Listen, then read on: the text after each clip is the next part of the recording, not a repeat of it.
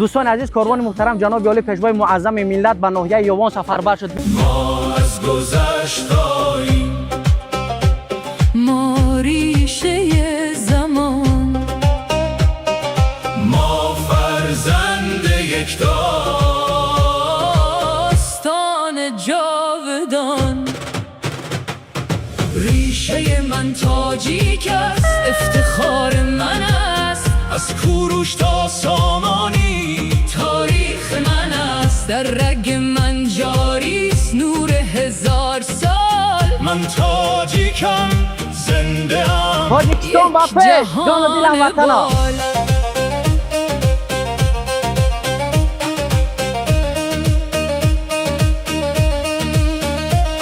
از مولانا عشق آمد، از سعدی سخن، از خیام فلسفه، از دل تا آسمان.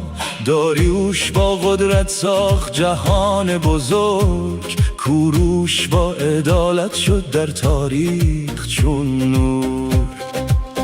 از سامانی دوباره نام نیاکان زنده شد. ما زنده کردیم، یک تمدن آزاد شد. از حافظ و نظامی نغمه دلنواز، هر بیت یک جهان، هر نفس یک راز. ما از گذشتاییم، ما ریشه